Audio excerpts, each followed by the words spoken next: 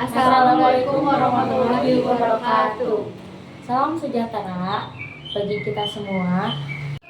Pada hari ini kami akan menayangkan hasil diskusi mengenai salah satu tokoh pengusaha sukses di Indonesia, yaitu Bob Sudino. Jika mendengar nama Bob Sadino, tentunya kamu sudah tidak asing mengenali sosok pengusaha sukses dan menorehkan karya-karyanya, dan tentunya dapat menjadi sebuah motivasi untuk para pelaku bisnis. Bambang Mustari Sadino, atau lebih dikenal dengan nama Bob Sadino, merupakan salah satu tokoh inspiratif, sosok kompeten, dan pengusaha yang lahir di Tanjung Karang, Lampung pada tanggal 9 Maret 1933 dari pasangan suami istri, yaitu Bapak Sadino dan Ibu Itinah Soerap Putra. Sebutan yang biasanya akrab untuk dipanggil dari Bob Sadino adalah Om Bob. Lahir sebagai seorang bungsu dari 5 bersaudara. Lahir di keluarga yang berkecukupan dengan memiliki seorang ayah, seorang guru, dan kepala sekolah, yang mana tergolong sebagai pegawai negeri pada zaman Hindia Belanda. Tidak lantas membuatnya menggantungkan hidup pada keluarganya, tetapi menjadikan beliau sosok yang mandiri dan kompeten. Tentunya dengan latar belakang hidupnya yang berasal dari keluarga berkecukupan, Bob Sadino memiliki akses pendidikan yang layak dari sekolah dasar hingga jenjang SMA. Selain itu, Bob Sadino juga mendapat dukungan dari posisi ayahnya yang juga seorang guru di SMP dan SMA Tanjung Karang, Lampung. Akan tetapi, di usianya yang masih 19 tahun, ayahnya meninggalkan seluruh warisan harta kekayaan keluarganya untuk Bob Sadino. Hal tersebut dikarenakan saudara kandungnya sudah memiliki kehidupan lain yang mapan dan berkecukupan. Meskipun sudah dipercaya dan diamanahi seluruh harta dan kekayaan orang tuanya, di mana privilege sudah dimiliki Bob Sadino, kegigihan dan sifat pantang menyerahnya tak dapat dilawan, hingga mengantarkannya sebagai sosok yang mampu menginspirasi banyak orang. Bermula dari langkah awalnya untuk melepaskan pilihannya dengan tidak melanjutkan pendidikannya di bangku perkuliahan. Di saat orang-orang berlomba-lomba untuk meraih pendidikan tinggi, Bob Sadino memiliki idealismenya sendiri untuk memilih tidak melanjutkan pendidikannya di bangku perkuliahan. Bob Sadino memiliki anggapannya sendiri bahwa di kampus, mahasiswa ibarat seorang pemulung yang memunguti barang-barang yang memenuhi otak, ujarnya. Semakin seseorang belajar, otak mereka semakin penuh. Meskipun Bob Sadino melakukan idealismenya untuk tidak melanjutkan perguruan tinggi, hal tersebut bukan berarti Bob Sadino menganggap remeh bahwa belajar adalah hal yang tidak berguna atau sia-sia. Hanya saja Bob Sadino memiliki metode tersendiri untuk mendapatkan ilmu. Dalam ajarannya, kita ngomong apakah belajar itu perlu? Saya nggak pernah bilang belajar itu nggak perlu atau nggak usah. Dan saya tidak punya basis tidak sekolah, saya adalah orang bodoh. Nah, dari kebodohan ini yang menjadi kekuatan saya. Bob Sadino memilih jalannya sendiri, di mana dari kebanyakan perjalanan hidup seseorang dimulai dari ilmu pengetahuan yang didapat melalui pendidikan dan bertahap hingga menjadi seorang ahli. Tetapi hal tersebut justru membuat Bob Sadino terbuka dan banyak belajar hal baru. Dimulai dari keputusannya untuk tidak melanjutkan perkuliahannya, Bob Sadino memilih untuk bekerja sebagai karyawan di Unilever hingga beberapa tahun sebelum dirinya singgah dan bekerja di luar negeri. Sebelum keputusannya untuk memilih bekerja di luar negeri, Bob Sadino kemudian memilih keputusan ingin bekerja untuk diri sendiri dan meninggalkan posisinya sebagai karyawan di Unilever pada tahun 1955. Pada saat Bob Sadino ditinggali harta kekayaan orang tuanya, sebagian harta tersebut digunakan oleh Bob Sadino untuk berkeliling dunia dan menetap di Belanda selama 9 tahun. Saat-saat ditinggal di Belanda tersebut, Bob Sadino bekerja di perusahaan pelayaran Jakarta, di Lot, di kota Amsterdam, dan di Jerman. Perjalanan hidupnya di Belanda menghantarkan dirinya bertemu dengan pasangan hidupnya yang bernama Sulami Sujud, yang merupakan seorang karyawati Bank Indonesia Amerika Serikat. Perjalanan jatuh bangunnya dimulai dari Bob Sadino menjadi sopir dan setelah kehidupan merantaunya di Belanda.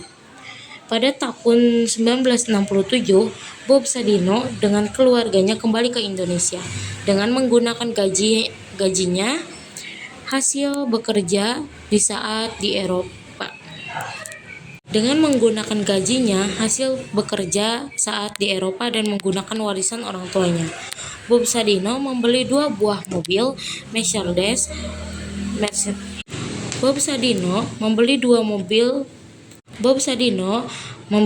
buah mobil Mercedes dan memulai usahanya dengan membuka sewa mobil dan Bob Sadino sendiri yang menjadi supirnya. Namun, kehidupan dan tantangan menghampiri Bob Sadino, yaitu suatu hari Bob Sadino mendapatkan kecelakaan yang mengakibatkan mobilnya rusak. Berlanjut dari musibah yang didapati oleh Bob Sadino, kerugian yang didapatinya dari akibat kecelakaannya membuat Bob Sadino tidak memiliki cukup modal untuk memperbaiki mobilnya hingga beliau memutuskan untuk menjadi kuli bangunan. Pikirnya, hal tersebut digunakan untuk mencukupi kehidupan dirinya dan keluarganya.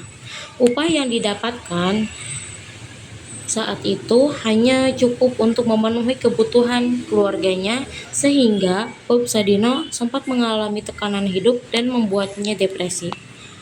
Dengan banyaknya musibah yang menimpa diri Bob Sadino, beliau tetap bangkit yang membuatnya sukses hingga saat ini. Motivasi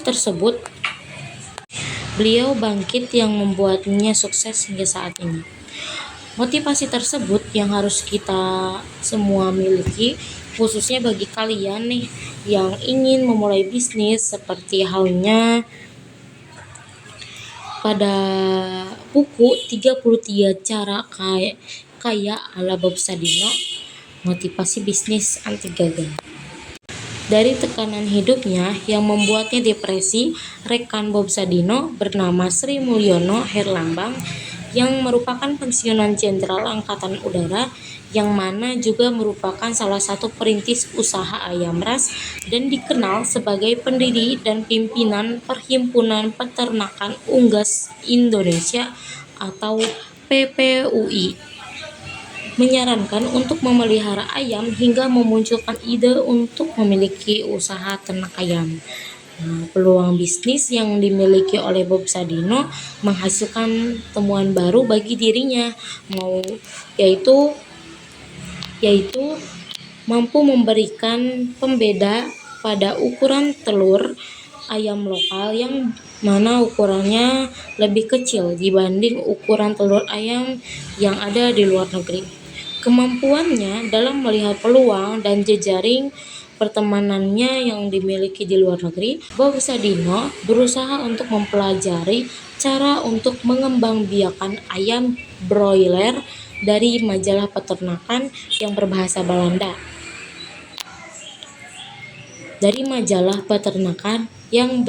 Belanda karena mengingat bahwa Bob Sadino bukan seorang lulusan sarjana peternakan.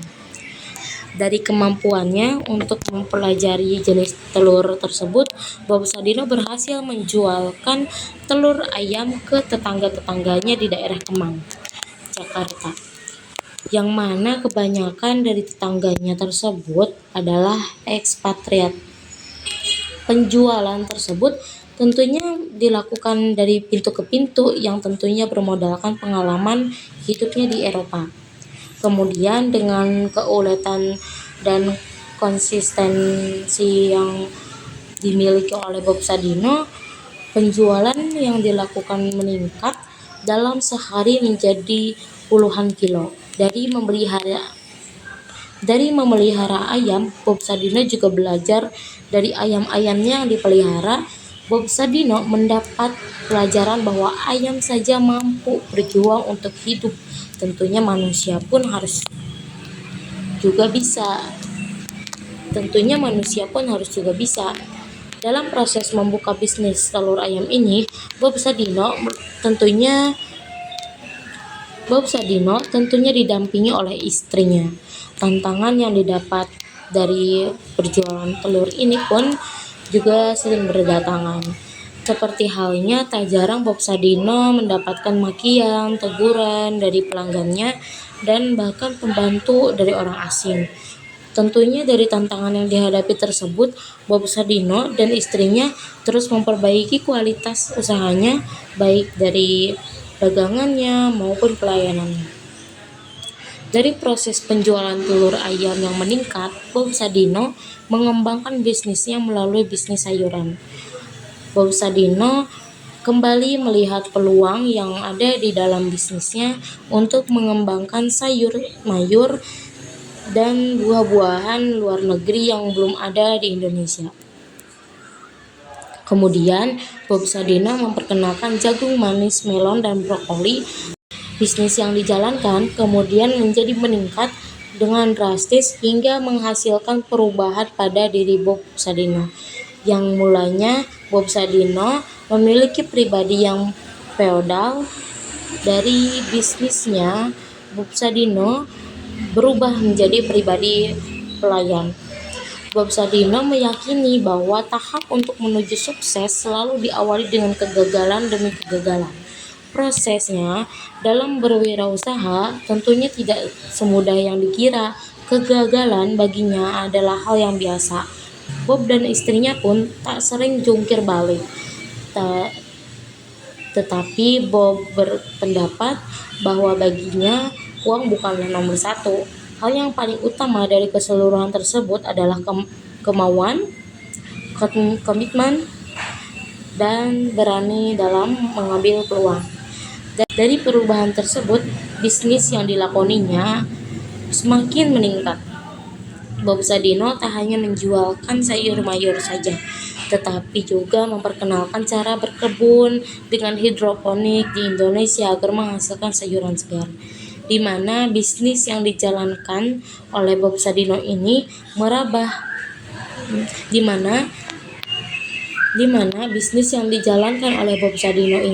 merambah ke agribisnis, yaitu hortikultura, di mana pengelolaan kebun-kebun sayur-sayur yang bertujuan untuk dikonsumsi orang asing di Indonesia.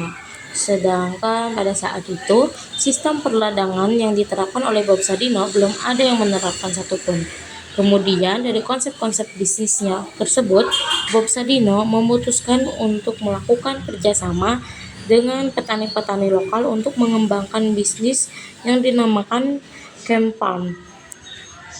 Konsep bisnisnya yang terus-menerus meningkat menjadikan Bob Sadino memutuskan untuk membuka perusahaan yang berupa sebuah supermarket bernama Camp Chicks. Tahun 1970, Camp Chicks didirikan oleh Bob Sadino, yang mana Camp Chicks adalah sebuah supermarket yang menyediakan berbagai macam produk pangan impor yang disediakan untuk masyarakat Jakarta. Supermarket milik Bob Sadino ini lokasinya berada di Jalan Kemang Raya nomor 3-5 Jakarta Selatan. Dibukanya supermarket ini, bisnis menjadi semakin meningkat, yang mana 5 tahun kemudian Bob Sadino memanfaatkan peluang dari meningkatnya permintaan daging sosis dengan mendirikan sebuah perusahaan bernama Camp Food yang didirikan pada tahun 1975. yang mana Comfood merupakan pelopor industri daging olahan di Indonesia. Produk yang menjadi andalan dari Comfood ini adalah burger, bakso, nugget, dan olahan daging lainnya. Tercatat sebagai perusahaan sukses pada tahun 1985, di mana tercatat rata-rata penjualannya terus konsisten yang berkisar 40 sampai 50 ton daging segar, 60 sampai 70 ton daging olahan, dan 100 ton sayuran. Dari perjalanan hidup dan kisah inspiratifnya, berikut beberapa bisnis milik Bob Sudino yang cukup memberikan inspirasi para pelaku usaha. Yang pertama adalah Camp Chicks, merupakan sebuah supermarket yang didirikan oleh Bob Sudino pada tahun 1970. Konsep supermarket Camp Chicks ini berupa supermarket yang dikonsep untuk menyediakan berbagai macam produk pangan impor untuk masyarakat Jakarta. Seperti yang sudah dijelaskan, bahwa sasaran supermarket Camp Chicks ini adalah para ekspatriat, orang asing, dan masyarakat kelas menengah atas. Yang kedua adalah Camp Food, atau kepanjangan yaitu Kemang Food Industries, merupakan salah satu bisnis yang juga dimiliki oleh Bob Sudino dan merupakan salah satu perusahaan yang bergerak di bidang pengelolaan daging. Modal awal yang digunakan oleh perusahaan ini bersumber dari penanaman modal dalam negeri (PMDN) dengan pemegang saham tunggal PT Boga Caturata. Bob Sudino mendirikan PT Kemang Food Industries ini karena adanya peningkatan demand daging dan sosis pada tahun 1975. Berbeda dari Camp Chicks yang berlokasi di Jalan Kemang Raya nomor 35 DKI Jakarta, Camp Food berlokasi di Jalan Pulau Kambing No. 11 Jakarta, Industrial Estate Pulau Gadung Jakarta Timur. Selanjutnya ada Camp Farm. Jika Camp Chicks adalah swalayan dan Camp Food adalah perusahaan daging, maka Camp Farm adalah ladang sayur yang didirikan oleh Bob Sudino, yang mana merupakan salah satu dari pencetus sistem hidroponik, yang mana pada saat itu berkebun dengan sistem hidroponik masih sangat langka di Indonesia dan hanya dimiliki oleh Bob Sudino. Berbeda dari lokasi-lokasi bisnis sebelumnya, Camp Farm terletak di Jalan Jenderal Gatot Subroto, kawasan Industri Candi B1 Semarang. Camp Farm ini merupakan bisnis Bob Sudino yang berfokus pada bidang agribisnis yang mana didirikan pada tahun 1980. Kebanyakan dari penjualan Camp Farm adalah sayur-sayuran dan buah-buahan yang bahkan dijual untuk ekspor. Sebuah pencapaian dari Camp Farm adalah pernah mengekspor sayuran ke Jepang hingga mencapai 10.000 ton per bulan. Yang keempat adalah The Mansion at Kemang. Selain pada bidang peternakan dan perkebunan, Bob Sudino juga mengembangkan usaha di bidang properti yang bernama The Mansion at Kemang. Bisnis properti ini bekerjasama dengan Anggung Sedayu Group. Bisnis propertinya ini berkonsep apartemen, pusat perbelanjaan, dan perkantoran, di mana ketiganya berada dalam satu lokasi. The Mansion at Kemang berdiri dari 32 lantai yang memiliki 180 unit apartemen dan 10 unit pertokoan yang mana tempatnya berdekatan dengan Camp Chicks. Itulah perjalanan seorang legendaris Bob Sudino. Semoga kisahnya menginspirasi teman-teman untuk memulai bisnis. Bob Sudino wafat pada hari Senin, tanggal 19 Januari 2015. Ia wafat setelah berjuang dengan penyakit infeksi saluran pernapasan yang kronis. Kesimpulan dari kisah perjalanan Bob Sudino adalah Bob Sudino lahir dari orang kaya. Setelah mendapat warisan, ia pergi ke Belanda. Pulang ke Indonesia, ia sudah menikah dan membawa 2 mobil mewah. Bob Sudino memulai bisnis awalnya dari menyewakan mobilnya. Hancur, lalu Bob Sudino beralih bisnis menjual telur ayam negeri. Setelah usahanya maju, Bob Sudino membuat usaha baru, yaitu Camp Chicks. Target Bob Sudino adalah orang-orang kalangan atas dan orang luar negeri. Lalu, Bob Sudino juga mengenalkan sayuran hidroponik. Ia menjadi orang pertama yang mengenalkan sayuran hidroponik di Indonesia. Uniknya, dalam usahanya, Bob Sudino tidak menggunakan konsep manajemen yang umum. Ia sangat dekat dengan karyawan-karyawannya dan tidak memandang orang untuk bekerja di perusahaannya. Sekian presentasi dari kelompok kami, kurang lebihnya mohon maaf. Assalamualaikum warahmatullahi wabarakatuh.